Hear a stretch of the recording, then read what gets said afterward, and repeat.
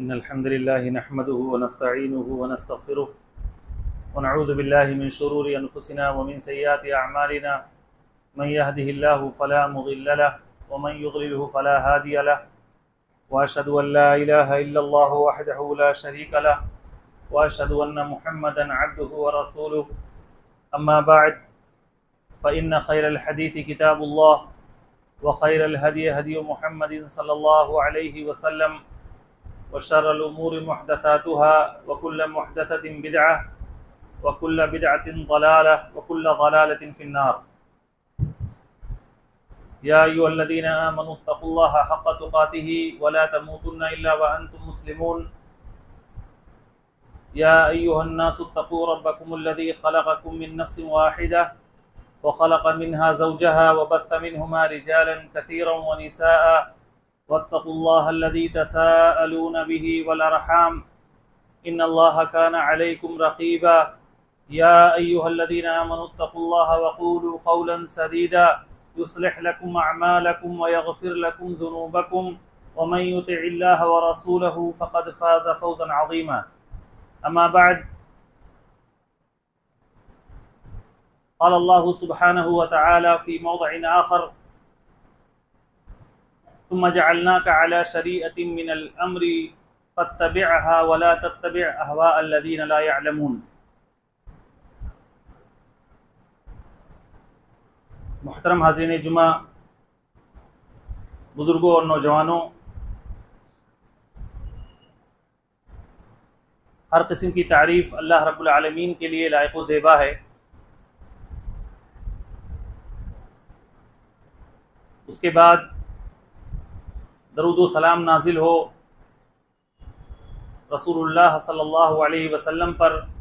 جن کے ذریعے سے اللہ رب العالمین نے ہمیں وہ دین دیا جو دین ہر اعتبار سے مکمل ہے، جس میں کسی قسم کا کوئی نقص نہیں ہے، جس میں ضروریات زندگی کے تمام مسائل کا حل ہے، اور یہ دنیا چھوڑ کر جانے سے پہلے اللہ کے رسول صلی اللہ علیہ وسلم نے ہمیں وہ طریقہ سکھا کر گئے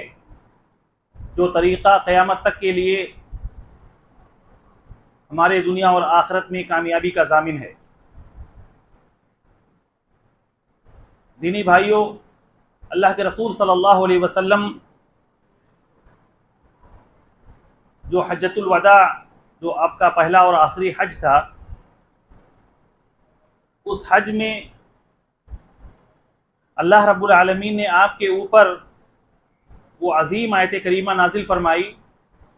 جس کے بارے میں یہودیوں نے کہا تھا کہ اگر یہ آیت ہمیں ملتی تو ہم اس دن کو اپنے لیے خوشی کا دن بنا لیتے، اور وہ آیت الیوم اکملت لکم دینکم واتممت علیکم نعمتی ورضیت لکم الاسلام دینا ہے۔ اے نبی، آج کے دن ہم نے آپ کے لیے آپ کے دین کو مکمل کر دیا اور ہر قسم کی نعمتوں کا اتمام آپ کے اوپر کر دیا، اور تمہارے لیے دین اسلام کو ریلیجن کے طور پر، دین کے طور پر پسند فرمایا۔ اس دین کی تکمیل کا تقاضا ہے کہ ہم اپنے عقیدے، عبادات، معاملات، لین دین، رہن سہن، خوشی غم، تہوار، جو کچھ بھی ہمیں منانا ہے وہ اپنی شریعت کے مطابق منائیں۔ ہمیں دین کے معاملے میں زندگی کے کسی بھی گوشے میں کسی اور دین کی طرف، کسی اور دھرم کی طرف، کسی اور ریلیجن کی طرف دیکھنے کی ضرورت نہیں ہے۔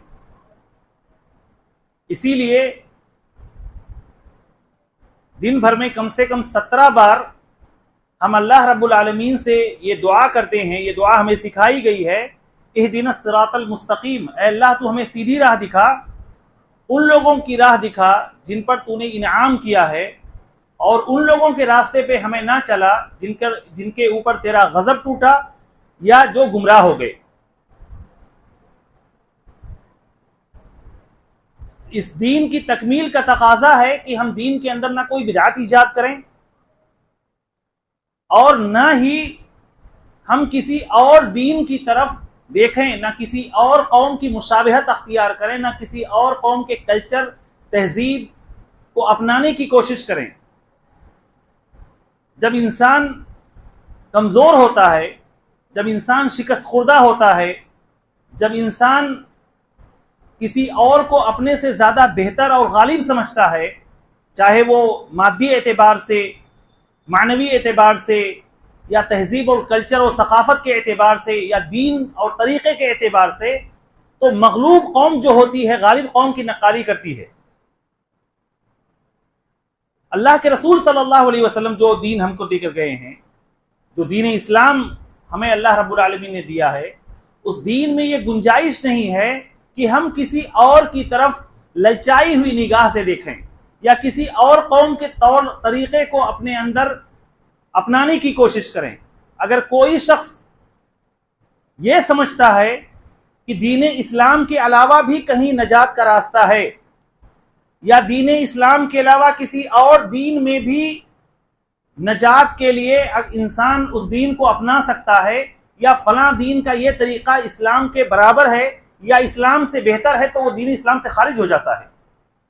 یہ نواقض اسلام، نلیفائرز آف اسلام میں سے ہے کہ اگر کوئی شخص کسی اور دین کو اسلام کے برابر سمجھے، یا کسی اور دین اور دھرم کے طریقے کو اسلام کے طریقے جیسا سمجھے، یا پورے دین نہیں بلکہ کسی اور دین کے کسی خاص طریقے کو اسلام کے برابر یا اسلام سے بہتر سمجھے، تو وہ شخص دائرہ اسلام سے باہر نکل جاتا ہے۔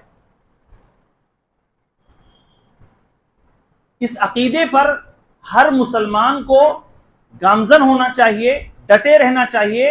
اور اللہ کے رسول صلی اللہ علیہ وسلم کو اللہ نے یہ حکم دیا ہے، ثم جعلناک علی شریعۃ من الامر فاتبعها، اے نبی ہم نے آپ کو ایک واضح راستے پر چھوڑا ہے، لہٰذا آپ اس میں ڈٹے رہیے۔ ولا تتبع اهواء الذین لا يعلمون، اور ایسے لوگوں کی خواہشات کی پیروی نہ کیجیے جو نادان ہیں، نادان ہیں۔ اللہ کے رسول صلی اللہ علیہ وسلم نے فرمایا ہے، ترکتکم علی المحجۃ البیضاء لیلها کنہارها لا یزیغ عنها الا ہالک، ہم تمہیں ایک ایسے راستے کی طرف، ایک ایسے راستے پر چھوڑ کے جا رہے ہیں جو راستہ بالکل واضح اور کلیئر ہے، لیلها کنہارها، جس کی راتیں بھی دن کی طرح روشن ہیں، لا یزیغ عنها الا ہالک، اس راستے سے صرف وہی بھٹک سکتا ہے جس کے لیے ہلاکت مقدر ہے، ہلاکت مقدر ہے۔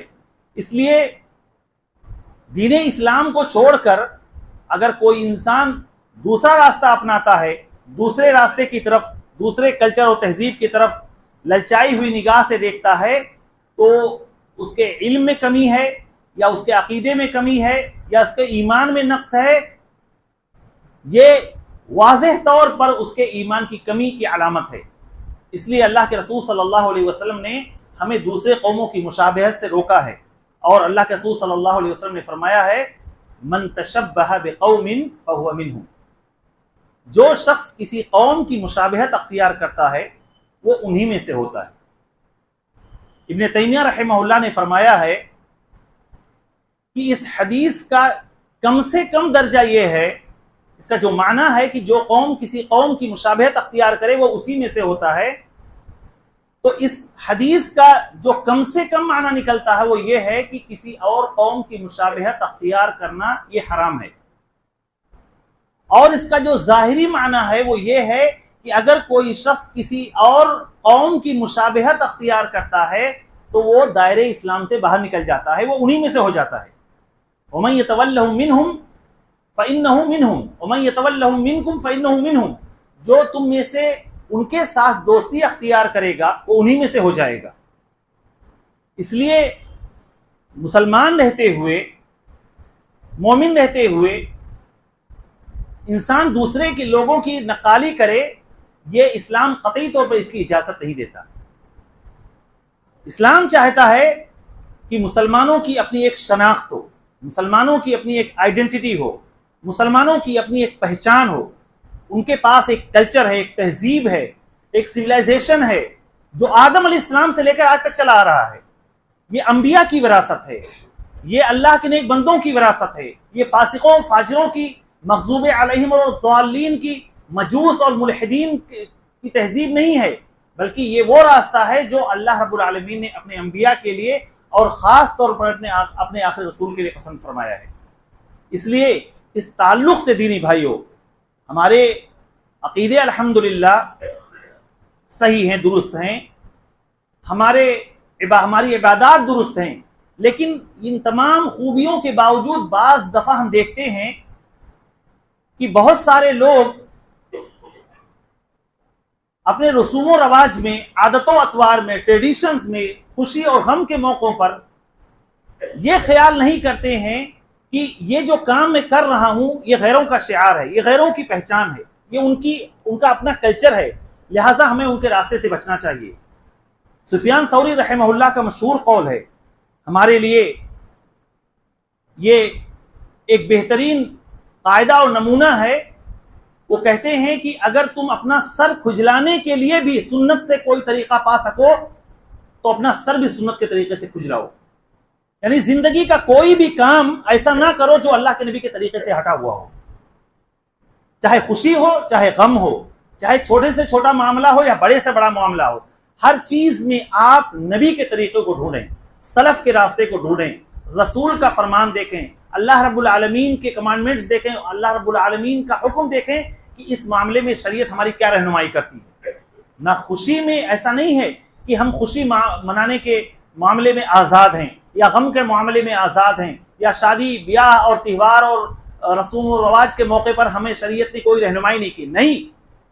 کوئی بھی زندگی کا گوشہ ایسا نہیں ہے جس میں شریعت نے ہماری رہنمائی نہ کی ہو. اس لیے ہمیں کبھی غیروں کی نقالی نہیں کرنا چاہیے. اللہ کے رسول صلی اللہ علیہ وسلم نے صاف یہ حکم دیا, من تشبہ بقوم فہو منہم, جو قوم کسی قوم کی مشابہت اختیار کرتی ہے وہ قوم اسی میں سے ہو جاتی ہے. لیکن دینی بھائیوں دیکھیں, شریعت نے ہمیں بے شک غیروں کی نقالی کرنے سے منع کیا ہے, لیکن اس کا مطلب یہ نہیں ہے کہ ہم غیروں سے دشمنی رکھیں. نہیں, ان کی نقالی کرنے میں, ان کے راستے کو فالو کرنے میں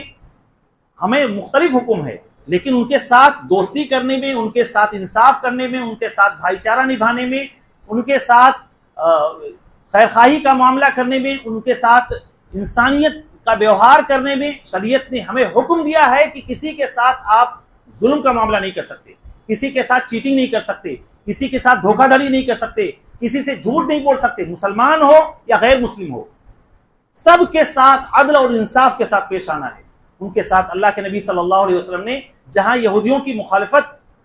اور ان کو قرآن میں مغضوب علیہم کہا ہے کہ جن کے اوپر اللہ کا غضب ٹوٹا, اور ان کے ساتھ دلی دوستی کرنے سے منع کیا, اللہ کے نبی صلی اللہ علیہ وسلم کا جب انتقال ہوا تو آپ کی زرہ جو آرمر ہوتی ہے وہ ایک یہودی کے یہاں مورگیج پہ رکھی ہوئی تھی.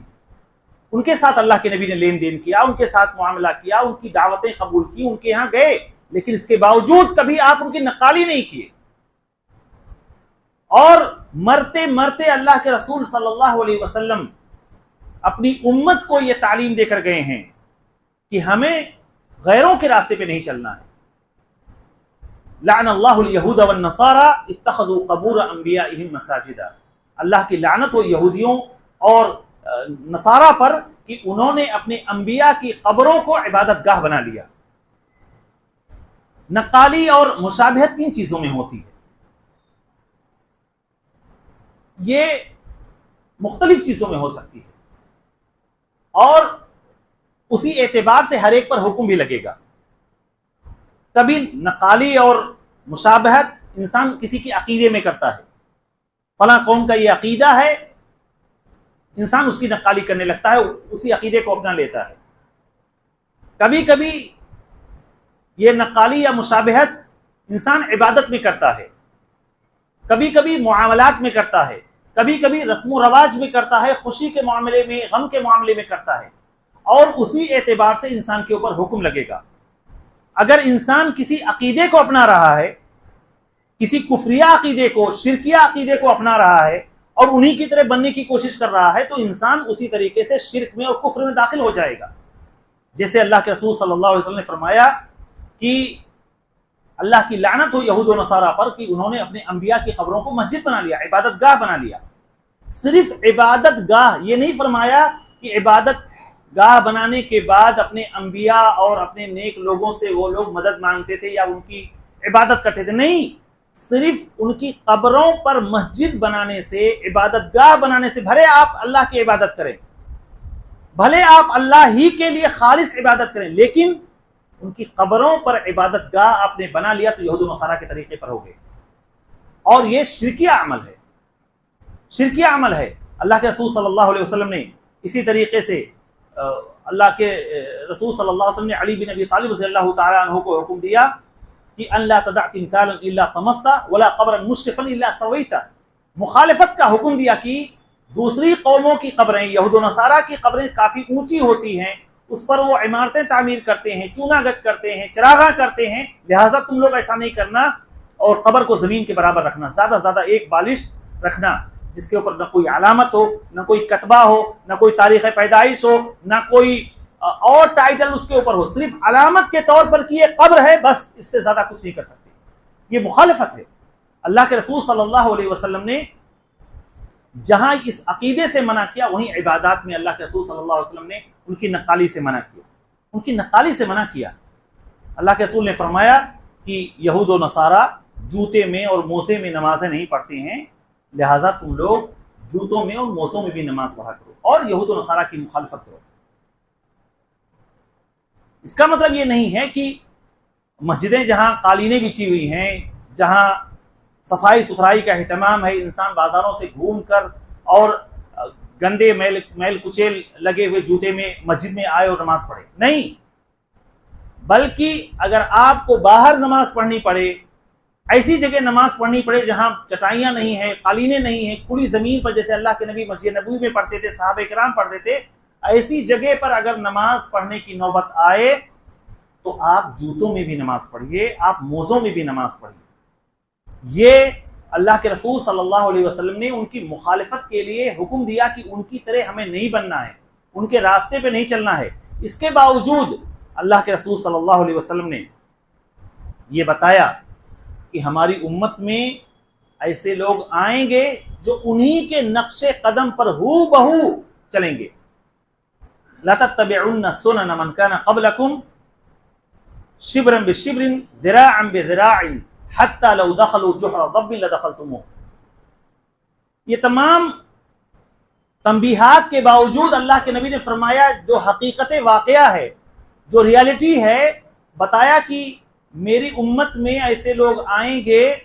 جو بالکل یہود و نصارہ کے طریقے پہ چلیں گے، یعنی ایک ایک بالشت اور ایک ایک گز کا کوئی فاصلہ ان کے درمیان نہیں ہوگا، یعنی ان کے نقش قدم کو، ان کے فٹ سٹیپس کو فالو کریں گے۔ یہاں تک کہ اگر ان میں سے ایک شخص گوہ کے بل میں داخل ہوا ہوگا تو میری امت بھی گوہ کے بل میں داخل ہوگی۔ اور دوسری حدیث میں ایک بات آئی ہوئی ہے کہ اگر ان میں سے کوئی ناہنجار اور کمبخت انسان اپنی ماں کے ساتھ اس نے فحاشی اور بے حیائی کی ہوگی تو ہماری امت میں بھی ایسے نالائق پیدا ہوں گے جو یہ گھناؤنا عمل انجام دیں گے، گھناؤنا عمل انجام دیں گے۔ دینی بھائیوں، یہ جو نقالی ہوتی ہے، نقالی سے ہمیں کیوں روکا گیا ہے، یا مشابہت سے ہمیں کیوں روکا گیا ہے؟ مشابہت سے ہمیں اس لیے روکا گیا ہے کیونکہ جب انسان کسی قوم کی مشابہت اختیار کرتا ہے، بھلے ظاہری مشابہت ہو، ظاہری امیٹیشن ہو، لیکن وہ ظاہری نقالی باطنی نقالی میں بدل جاتی ہے۔ ظاہری طور پر جب انسان کسی کی مشابہت اختیار کرتا ہے تو اندرونی طور پر اس قوم کے لیے یا اس شخص کے لیے محبت پیدا ہو جاتی ہے، اور جب کوئی قوم اندر سے کسی قوم کی مشابہت اختیار کرتی ہے تو ظاہری طور پر بھی اس قوم کا اثر اس کے اوپر نظر آتا ہے۔ ابن تیمیہ رحمہ اللہ نے ایک کتاب لکھی ہے، اقتضاء الصراط المستقیم فی مخالفت اصحاب الجحیم، کہ صراط مستقیم پر چلنے کا تقاضا یہ ہے کہ جو جہنم کے راستے پہ چلنے والے لوگ ہیں ان کی مخالفت کی جائے، مخالفت کی جائے۔ اور یہ بات کہی ہے کہ انسان جب کسی مشرک معاشرے میں رہتا ہے، کسی کفریہ معاشرے میں، تہذیب میں رہتا ہے، تو اس کے ایمان میں، اس کے طور طریقے میں، اس کے بول چال میں بہت فرق ہوتا ہے اس شخص کے مقابلے میں جو اسلامی معاشرے میں رہتا ہے، جو مسلمانوں کے بیچ میں رہتا ہے۔ آپ خود دیکھیں، اگر آپ کسی اجنبی جگہ گئے ہوئے ہوں، خاص طور سے اپنے ملک کو چھوڑ کر دوسرے ملک میں چلے گئے ہوں، تو وہاں اگر ہم اپنی طرح کسی کو لباس پہنے ہوئے یا اپنی زبان میں کسی کو گفتگو کرتے ہوئے دیکھتے ہیں تو ہم فوراً اس کے قریب ہو جاتے ہیں، پوچھتے ہیں بھائی آپ کہاں سے ہیں، کیا کرتے ہیں، کون سے علاقے سے ہیں، اور اس کے قریب ہونے کی وجہ سے ہم اس کو اپنا دوست بنا لیتے ہیں۔ یہی انسان کے ساتھ ہوتا ہے، جب ہم کسی کی لباس میں، عقیدے میں، بول چال میں، لین دین میں، عبادات میں، طور طریقوں میں، خوشی اور غم میں کسی کی نقالی کرتے ہیں تو دھیرے دھیرے دھیرے دھیرے اس قوم کے لیے ہمارے دل میں محبت پیدا ہو جاتی ہے، محبت پیدا ہو جاتی ہے، اور اس کے دوسرے عادت و اطوار کو بھی ہم اپنانے کی کوشش کرتے ہیں۔ آپ واللہ دیکھیں اپنے بچے کو، اگر آپ کسی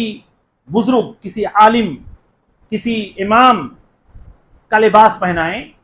تو وہ بچہ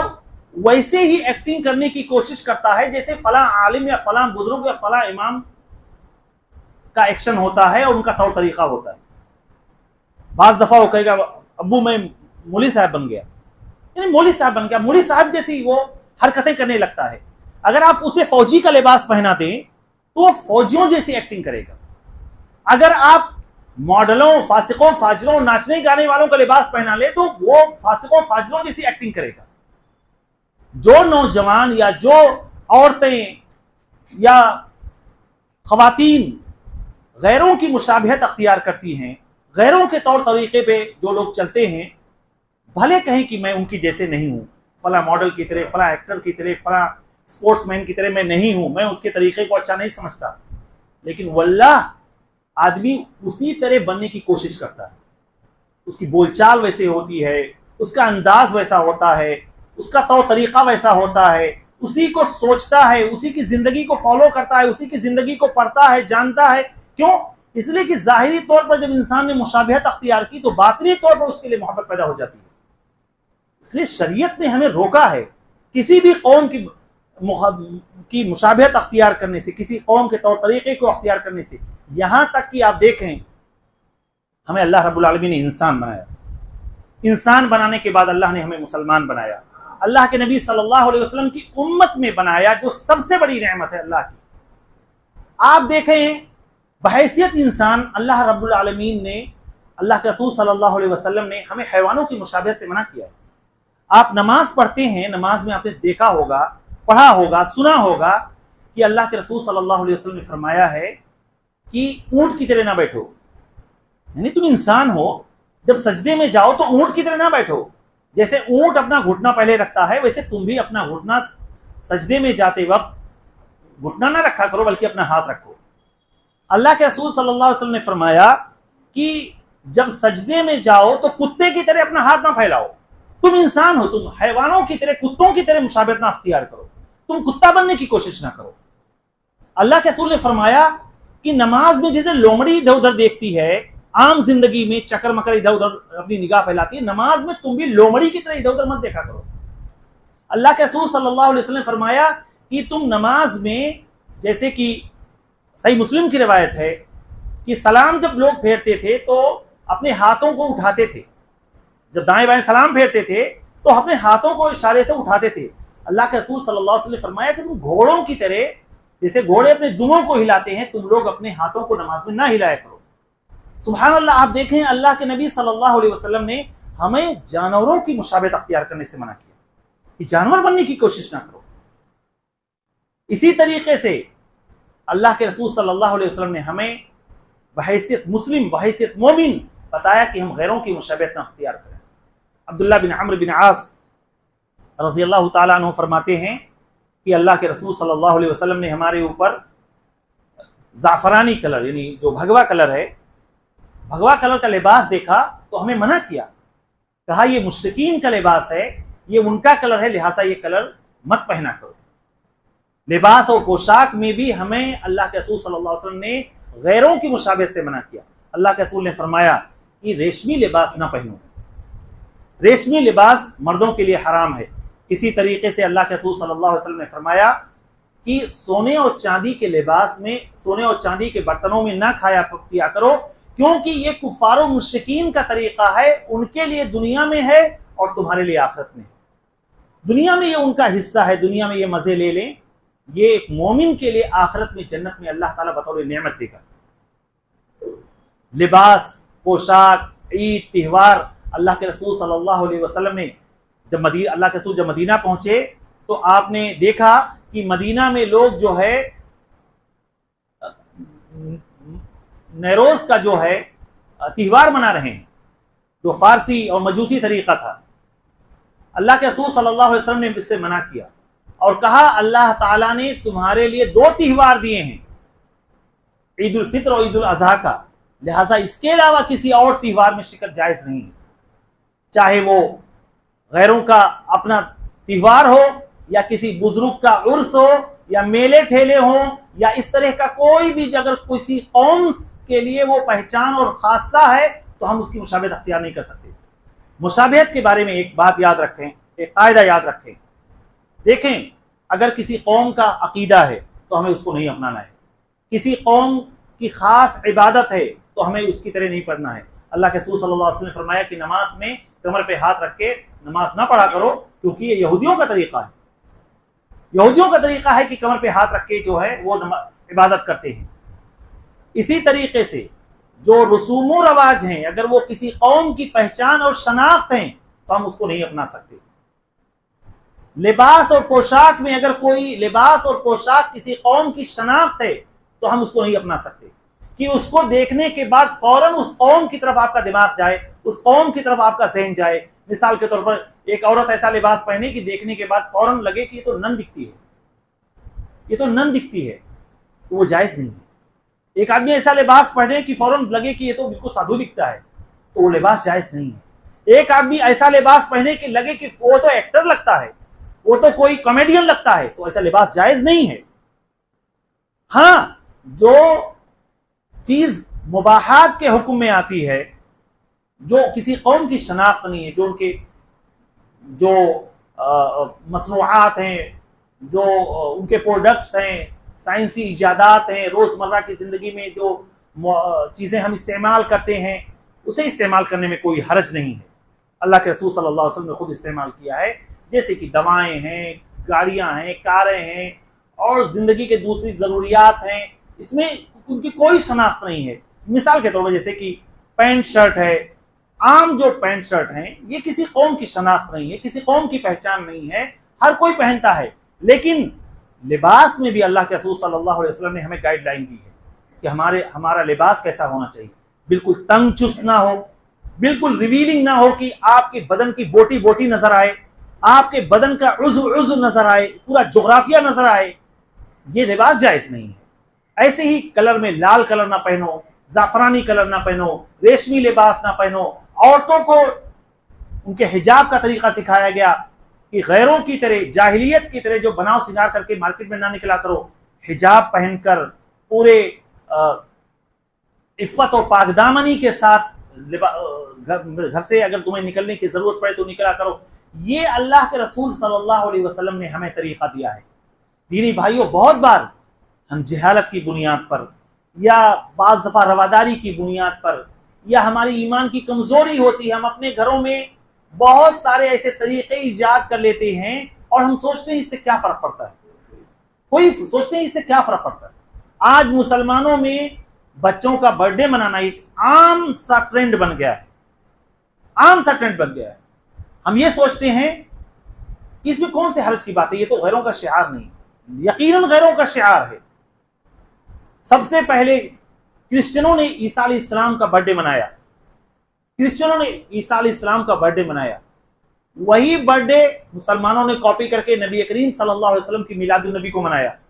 میلاد النبی کے ساتھ ساتھ اب عام انسانوں کا برتھ ڈے منانا شروع کر دیا، ان کا میلاد، ان کی میلاد جو ہے، ان کی تاریخ پیدائش پہ خوشیاں منانے لگتے ہیں، طرح طرح کی چیزیں، گھروں کو سجانا، کیک لانا، یہ کرنا وہ کرنا۔ اور مرد جو ہے خاموشی کے ساتھ، جنہیں اللہ رب العالمین نے قوام بنایا ہے، قوام کس کو بولتے ہیں؟ قوام کہتے ہیں جو سیدھا کرنے والا ہو، یعنی کوئی بھی گھر میں ٹیڑھا میڑھا ادھر ادھر ہو تو آپ کو اللہ نے قوام بنایا، آپ سیدھا کیجئے۔ آپ کا بچہ اگر برتھ ڈے کے لیے ضد کرتا ہے کہ مجھے برتھ ڈے منانا ہے تو آپ اپنے بچے کو بتائیں، بیٹا ہم مسلمان ہیں، ہم اللہ اس کے رسول کو مانتے ہیں، ہم اسلام کو مانتے ہیں، اللہ کے رسول صلی اللہ علیہ وسلم نے ہمیں غیروں کے طریقے پر چلنے سے منع کیا ہے، ہمیں ان کی نقالی سے منع کیا ہے، یہ مسلمانوں کا طریقہ نہیں بیٹا، اس میں کوئی ثواب نہیں، الٹا آپ کو گناہ ملے گا، آپ کی عمر میں 1 سال کم ہو گیا ہے، آپ کے لیے خوشی کی بات نہیں ہے، آپ اپنی موت سے 1 سال قریب ہو گئے ہیں، جتنی عمر اللہ نے آپ کو دی ہے اس میں سے 1 سال آپ کا کم ہو گیا۔ اب آپ اپنا جائزہ لو، دیکھو کہ آپ نے 1 سال میں کیا کھویا ہے، کیا پایا ہے۔ تعلیمی اعتبار سے اگر بچہ جوان نہیں ہے تو دیکھیں کہ اس کے اندر کون سی خوبیاں، بیٹا پچھلے 1 سال میں دیکھ رہا ہوں کہ آپ کے اندر یہ کمی پائی گئی، آپ نماز کے پابند نہیں ہیں، آپ سنتوں کے پابند نہیں ہیں، آپ ماں باپ کے لیے فرما بردار نہیں ہیں، بیٹا تمہارے اندر میں یہ کمزوری دیکھ رہا ہوں۔ آپ اسسمنٹ کیجئے اپنے بچے کا، آپ جائزہ لیجئے اپنے بچے کا، بجائے اس کے کہ آپ سرنڈر کر دیجئے ان کے مطالبات کے سامنے، ان کے ڈیمانڈز کے سامنے، آپ اپنی بیوی کے سامنے، اپنے بچوں کے سامنے۔ اللہ کی بندیوں، میری بہنیں جو گھروں کی ذمہ دار ہے، قیامت کے دن اللہ تعالیٰ ان سے ان بچوں کے بارے میں پوچھے گا۔ اگر اپنی سہیلیوں سے متاثر ہو کر، اپنے کلیگ سے متاثر ہو کر اگر آپ اپنے گھروں میں اس طرح کے بدعات اور خرافات اور اس طرح کے فسق و فجور کو لے کر آتی ہیں، سہیلی کو دیکھا ٹی وی گھر میں لے آئی، کیبل لے آئی گھر میں، سہیلی کو دیکھ کر کوئی اور کفریہ اور شرکیہ عمل اپنے گھر میں ایجاد کیا، تو آپ اللہ رب العالمین کے سامنے قیامت کے دن جواب دیں گے۔ اور بحیثیت مرد، بحیثیت شوہر، ہماری ذمہ داری ہے کہ ہم اپنے گھروں میں اس طرح کا کوئی فسق و فجور نہ ہونے دیں، ہم اپنے بچوں کی تربیت اس انداز میں کریں کہ وہ دین پر چلتے ہوئے فخر محسوس کریں۔ اور عمر رضی اللہ تعالیٰ عنہ کا وہ قول ہمیشہ یاد رکھیں، نحن قوم اعزنا اللہ بالاسلام، ہم ایسی قوم ہیں کہ اللہ نے اسلام کے ذریعے سے ہمیں عزت دی ہے، ہماری پہچان اسلام ہے، ہماری شناخت اسلام ہے، ہم اور لوگوں کی طرح صرف دنیا میں جینے کے لیے، مزہ لینے کے لیے، لطف لینے کے لیے، انٹرٹین کرنے کے لیے نہیں بھیجے گئے ہیں جیسے ان کی سوچ ہے۔ ہم ایک ذمہ دار ہیں، اللہ رب العالمین کے سامنے کل قیامت کے دن جواب دہ ہوں گے اپنے ہر عمل کے لیے، اس لیے ہمارا کوئی بھی عمل شریعت کے حکم سے ہٹا ہوا نہیں ہونا چاہیے۔ تھوڑی سی خوشی کے لیے ہم اپنے دین کو تیاگ دیں، تھوڑی سی خوشی کے لیے مداہنت اور چاپلوسی میں، بے جا رواداری دکھانے میں ہم غیروں کے طریقے کو اپنے گھروں میں لے آئیں۔ واللہ دھیرے دھیرے ایک چیز بہت، کوئی بھی گناہ، کوئی بھی شرک، کوئی بھی بدعت بہت معصوم طریقے سے آتی ہے گھر میں، پہلے انسان اس کو بہت معمولی سمجھتا ہے، لیکن دھیرے دھیرے وہ سوچ اور فکر اور انسان کے طرز عمل کا حصہ بن جاتی ہے، پھر اس کو نکالنا بہت مشکل ہو جاتا ہے۔ اس لیے اپنے بچوں کو اسلام کی محبت پر تربیت کریں۔ دیکھیں عمر رضی اللہ تعالیٰ عنہ نے کس قدر وہ دور اندیش، جن کے بارے میں اللہ کے رسول نے فرمایا تھا کہ میرے بعد کوئی نبی ہوتا تو عمر ہوتے، مسلمانوں کا کیلنڈر بھی الگ رکھا۔ عمر رضی اللہ تعالیٰ عنہ کے زمانے میں ہجری تاریخ کی شروعات ہوئی، مسلمانوں کے لیے سوچا کہ ہم کون سی تاریخ سے شروعات کریں، لوگوں نے الگ الگ، اللہ کے نبی کی بعثت کی، جب آپ نبی بنائیں گے اس وقت سے شروعات کی جائے، کسی نے بدر کا مشورہ دیا کہ جنگ بدر جب ہوئی وہاں سے اسلامی کیلنڈر کی ایجاد کی جائے۔ عمر رضی اللہ تعالیٰ نے کہا نہیں، ہجرت، اللہ کے نبی صلی اللہ علیہ وسلم مکہ سے مدینہ جو ہجرت کر کے گئے ہیں، تاریخ اسلام کا ٹرننگ پوائنٹ تھا، وہاں سے اسلام کو قوت ملی ہے، وہ ہمارے کیلنڈر کی ایجاد ہوگی، وہاں سے تاریخی ہجری جو ہجری تاریخ ہے وہاں سے شروعات ہوگی۔ لیکن ہماری بدقسمتی ہے کہ ہم ایک ایسے کلچر میں رہ رہے ہیں جہاں پر عیسوی کیلنڈر چلتا ہے، اور یہ ہماری نادانی ہے اور دین سے دوری ہے کہ ہمیں تاریخ تو دور کی بات ہے، ہمیں مہینہ بھی یاد نہیں رہتا عربی مہینوں کا کہ کون سا مہینہ چل رہا ہے، اس کے لیے کسی مولوی کے پاس فون کرنا پڑتا ہے یا کسی ایسے شخص کے پاس فون کرنا پڑتا ہے جو کیلنڈر سے جس کا زیادہ رشتہ ہو، ایسے لوگوں سے معلوم کر کے تو پھر ہم معلوم کرتے ہیں کہ کون سا مہینہ چل رہا ہے۔ یہ ہماری بدقسمتی اور دین سے دوری ہے